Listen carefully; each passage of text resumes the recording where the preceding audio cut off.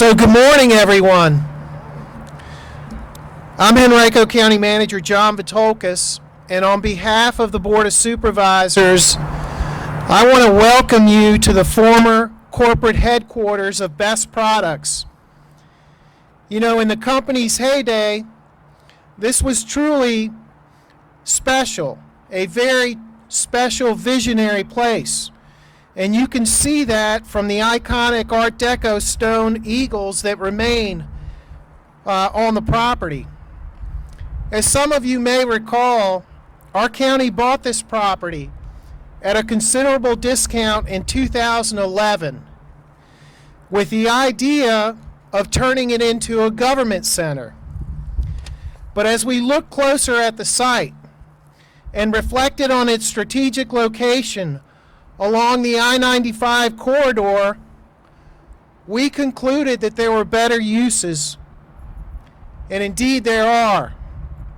In January of this year, our Board of Supervisors directed county staff to market the property for economic development. Ladies and gentlemen, that is why we are here today. To announce Green City, the future of Henrico and the beginning of a public process. Now, this particular story begins in the spring of 2020. After an attempt to locate in the city of Richmond, my office was asked if Henrico had a site suitable for such a unique and innovative economic development opportunity.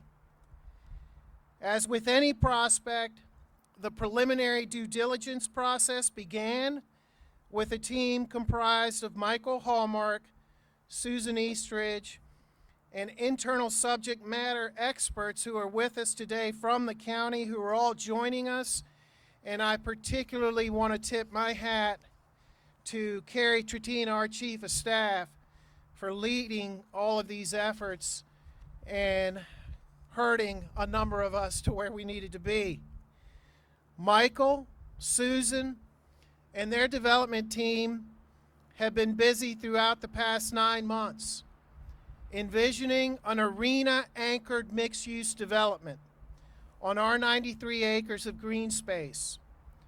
Today, we are thrilled to endorse this visionary opportunity, as it is in sync with everything that our county stands for and has been working hard to achieve: inclusion, resiliency, mobility, innovation, and job growth.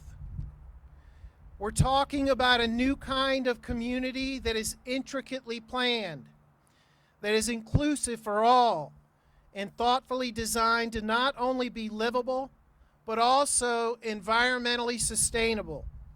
A community that preserves, embraces, and showcases open space. A community that drives economic development and tourism in new and exciting ways, while also remaining, and underscore this, respectful to county taxpayers. And oh yes, did you know that there was, or is, a 17,000-seat arena in the plan too? More importantly, though, Michael and Susan have been figuring out the math. Green City will be a private development financed with private bonds. The Board of Supervisors, our Economic Development Authority, and our staff will play a vital supporting role through the sale of land, the rezoning, and the creation of a community development authority and other approvals. This is what we do in Henrico: smart economic partnerships with no risk and significant benefit to the taxpayer. We are no stranger to such financial mechanisms because our county has used community development authorities to successfully build Short Pump Town Center, White Oak Village, and Reynolds Crossing. At its completion, Green City will have an economic impact greater or equal to, and I want you to hear this, the 10 largest taxpayers in our county. Now, I don't want to steal too much of their thunder, but Green City is poised to be a game changer and something future generations will be proud of. We share these details this morning with humility, and I want to underscore that because we don't do brag very well. We just try to do what's right for our county. We always strive to do the right things for the right reasons. And at this time, I'd like to welcome Michael Hallmark of Green City Area Development to share his vision for the development. Thank you, John. One of the humbling lessons of 2020 is the need for more innovative thinking and better tools to solve for new challenges we face. We live in a different world today than the one we lived in just a few years ago. For too long, development and planning has focused narrowly on just real estate and infrastructure, rather than on broader goals that we need to build communities for the future. These include sustainability and resiliency, health and well-being, and inclusiveness in our economy. The initiative that we're sharing with you today, Green City, is proposed as a next generation community. It is aspirational but not experimental. It is challenging but also achievable. The vision for Green City brings together existing best practices in sustainability science with climate commitments. These are commitments already embraced by individuals and businesses around the world, but not always supported by the cities that we are building today. Green City will provide an alternative for residents who want to live and work in better planned and more diverse communities. It leverages underdeveloped real estate assets like this one toward these goals. To accomplish this vision, we have created 5 key initiatives. I'm going to introduce 3 of those to you, and then I'm going to ask my colleague Susan Eastridge to discuss the others. These 5 initiatives are the ones we're going to share with you now and are the underpinning ideas behind the project. First, Green City is being planned as an eco-district. An eco-district is a strategy to integrate very high levels of sustainability development that goes beyond individual buildings. It is sustainable. It is sustainability at a neighborhood and a regional scale.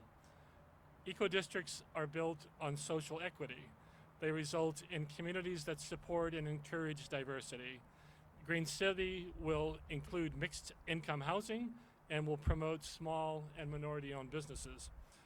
An eco-district approach also affects how infrastructure is designed. It promotes renewable energy and how water and waste systems are planned. It creates measurable targets and environmental monitoring to ensure the success of those systems. Eco-districts set standards for operations as well. Companies, shop owners, and residents who themselves have sustainability goals will be able to plug into a green community. It will support their unique programs, what they believe to be most important for their employees and for their customers. Second is the establishment of Green City Park. As you can see, looking around, natural resources already exist here. There are stream beds, wetlands, and forested areas that will be preserved and highlighted. The Green City Park system will feature amenities for its residents and tenants, restored streams, nature play for families, green streets where the park intersects with the village center, and a 1.5 mile long forest walk trail. Existing trees on site that must be cleared for new development will be milled and reintroduced into new construction, and new trees will be planted in a region through participation in Virginia reforestry programs. Third, we will approach the redevelopment of this building, the former Best Products building headquarters, as a Living Building Challenge. The Living Building Challenge is a certification given to projects that prove extremely high levels of interaction with the natural environment.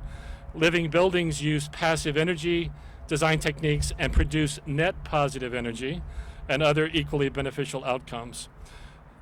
These are measurable categories that include water usage, materials, equity, and health. Today, there are only a few hundred commercially scaled living buildings in the world. This achievement will help set the standard for everything that follows with this project, including innovative techniques in mass timber, and CLT construction. And I'm going to ask Susan to come up and continue.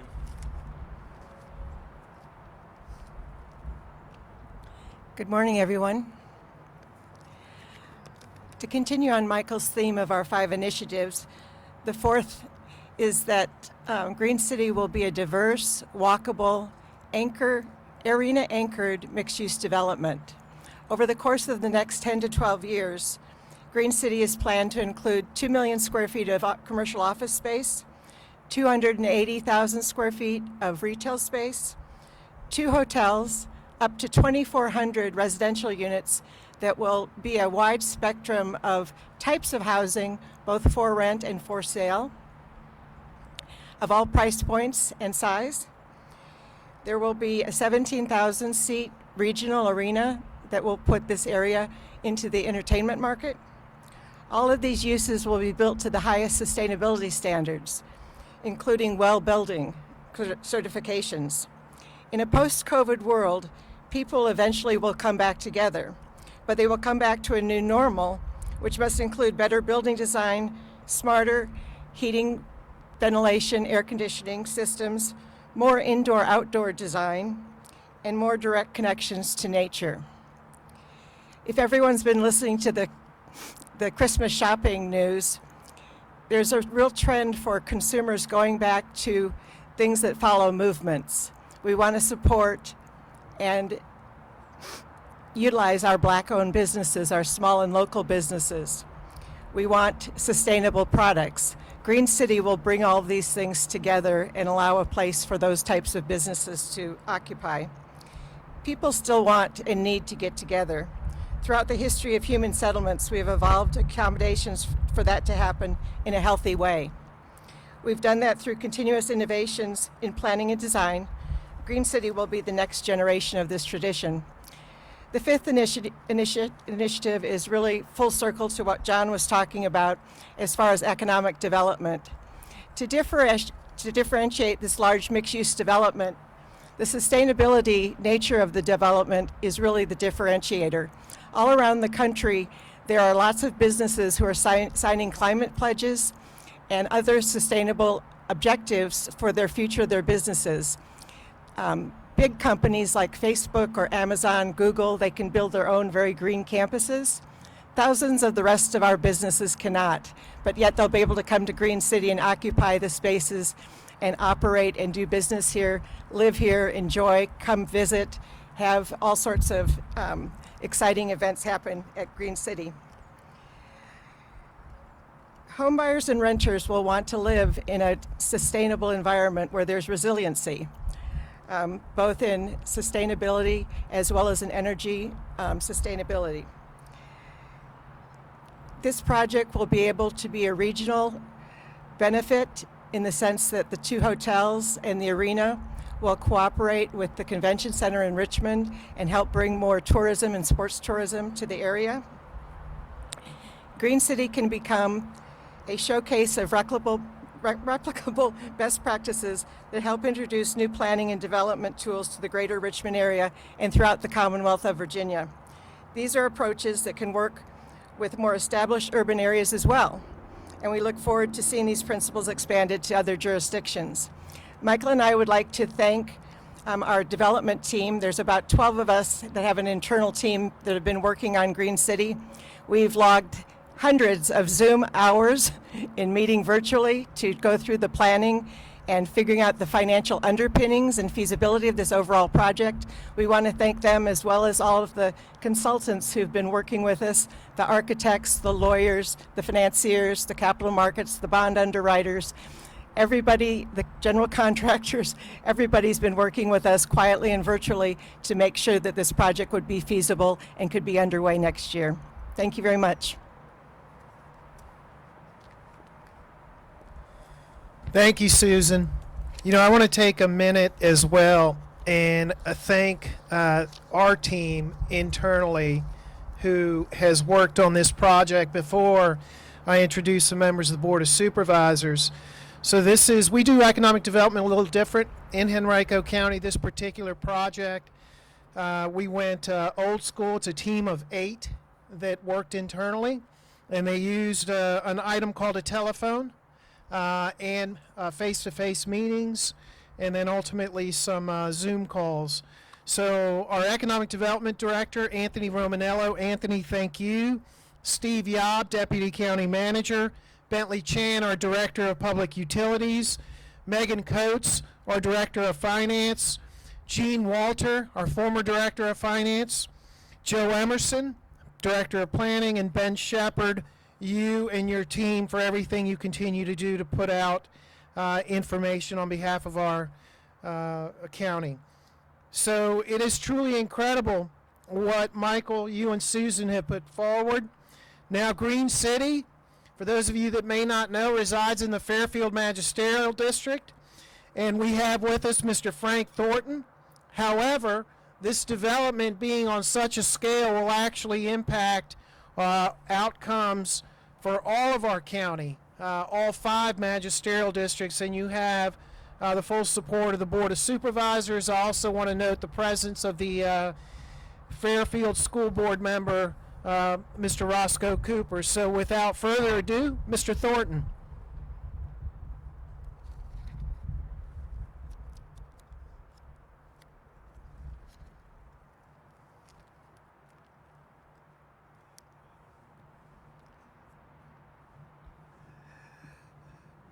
Thank you, Mr. Vitokas.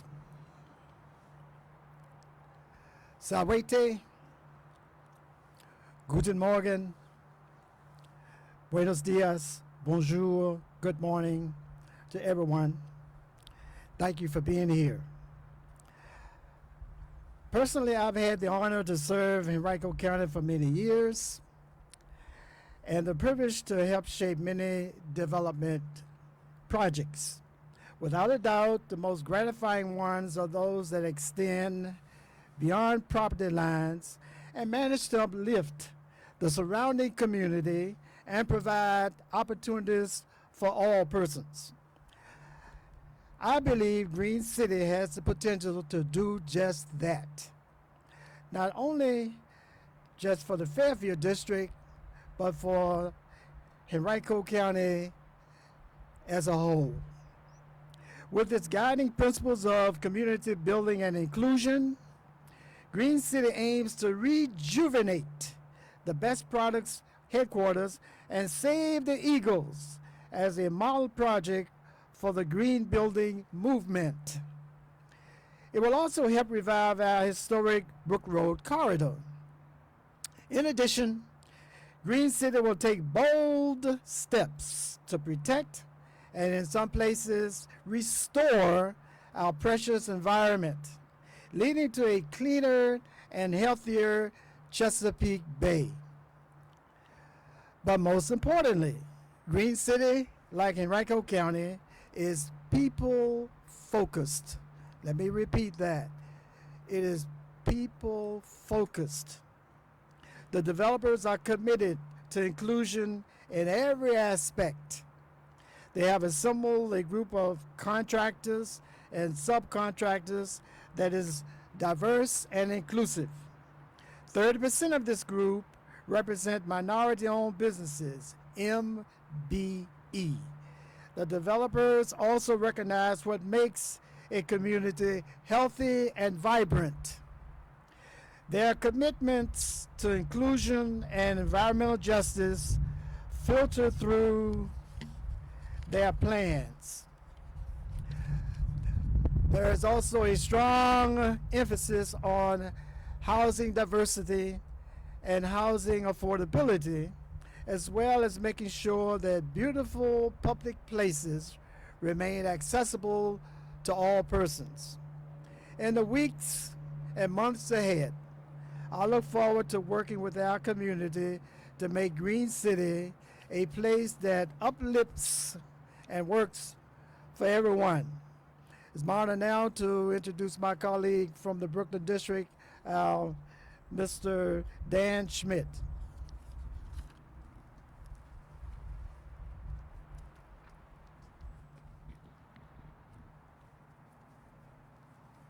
Thank you, Mr. Thornton. Good afternoon, everybody.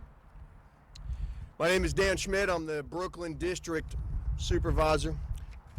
and currently serving as Vice Chairman of this Board of Supervisors. Earlier this morning, our Chairman, Mr. Tommy Brandon, and I had unfortunately, he had a last-minute obligation arise, and while he sends his regrets for being unable to join us here today, he did ask me to share in his excitement and support of today's announcement. During our call, Mr. Brandon mentioned to me that in Henrico, particularly in his three-chop district, we've seen firsthand the benefits of a high-quality, well-designed communities that blend homes and businesses in a broader mixed use to emphasize both walkability and connectivity. Our UMU zoning classification has helped immensely in the creation of 21st century communities, the kind that are increasingly attractive to employers, to workers, and to families. Mr. Brandon also remarked that Green City has the potential to be another great community, a model even for the future, where economic development and quality of life go hand in hand.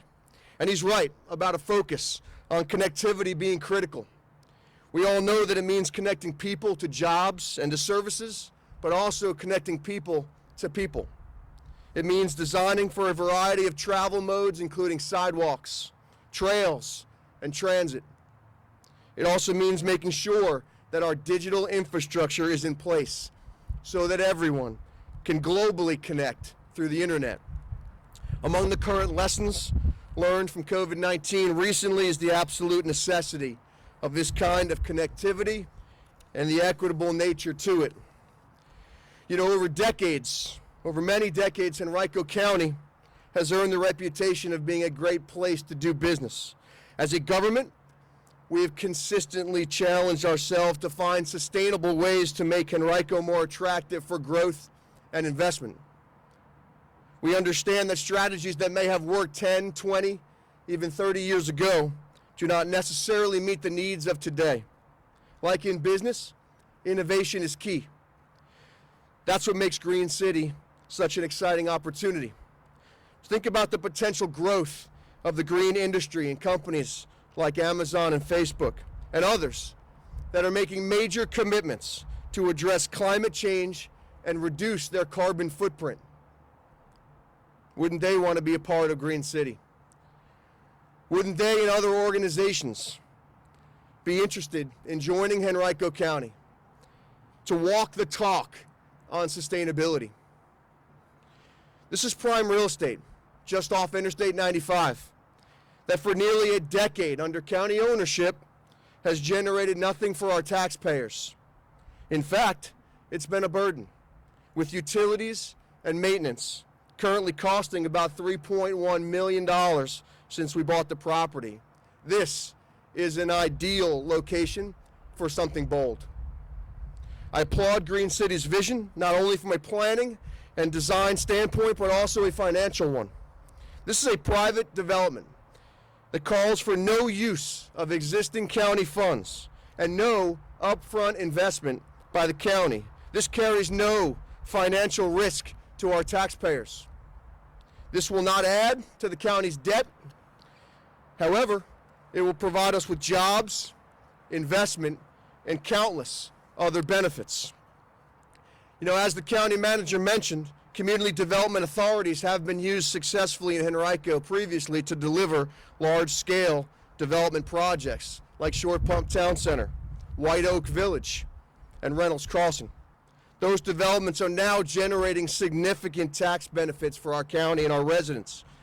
The projections for Green City suggest it would ultimately generate more than $20 million a year for our general fund once the debt is retired in 30 years or less. And during that initial period, Henrico would see additional revenues from jobs created by development as well as related off-site spending. I congratulate the developers for their vision. I look forward to reviewing this project and its finances in greater detail as we continue to move forward. It's a great day in Henrico. At this point in time, I'd like to turn over to my colleague from the Tuckahoe District, Ms. Pat O'Bannon.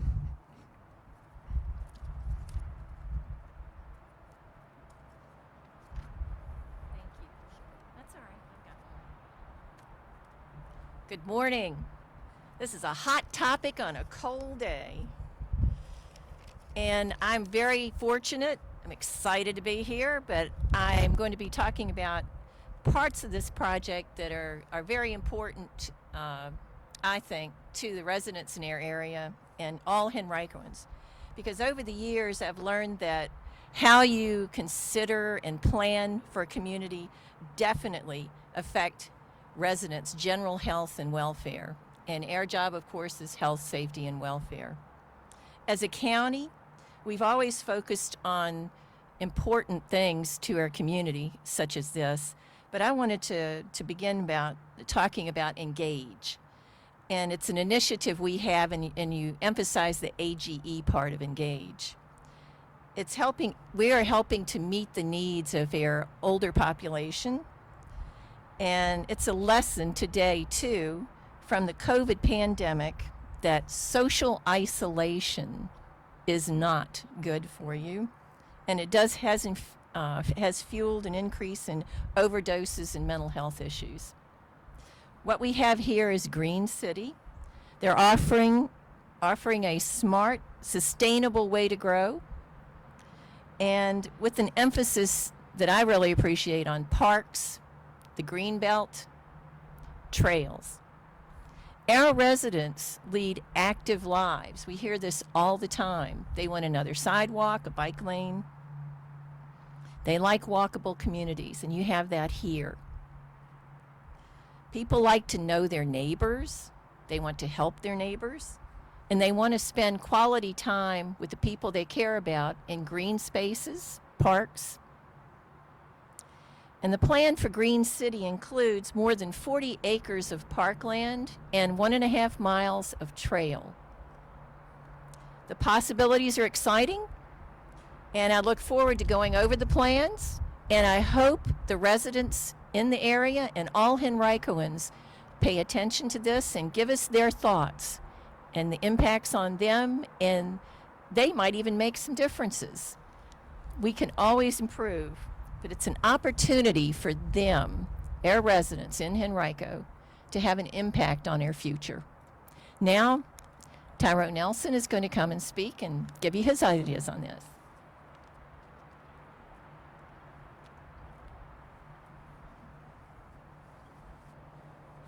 Good morning, everyone.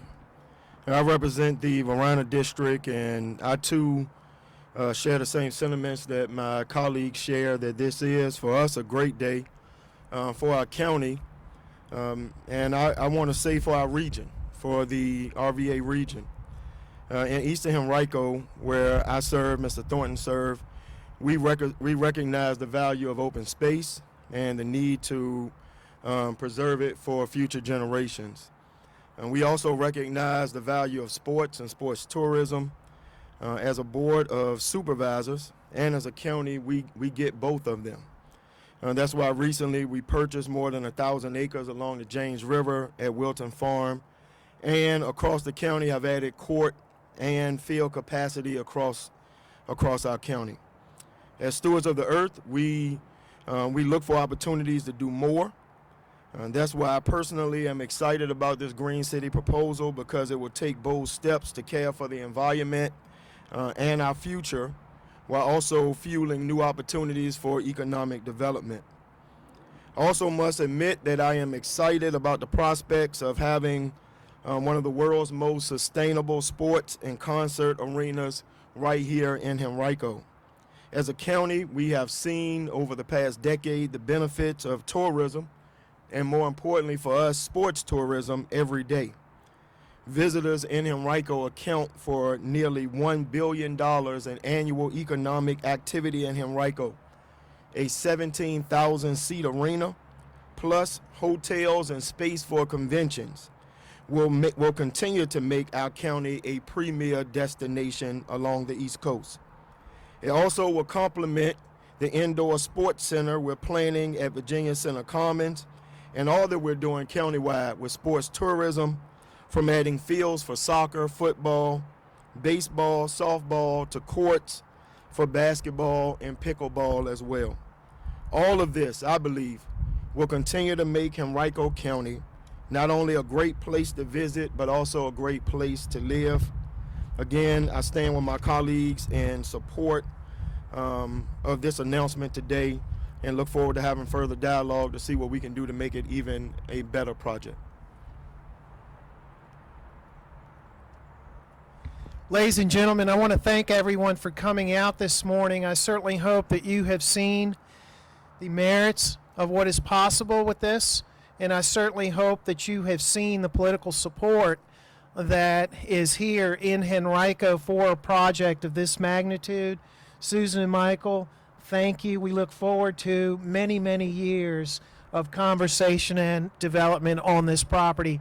So at this point, ladies and gentlemen, what we're going to do is close it out, and anyone that wants a one-on-one with any member of the Board of Supervisors, the developers are here, the team is here, we avail ourselves to you. Once again, thank you for being here.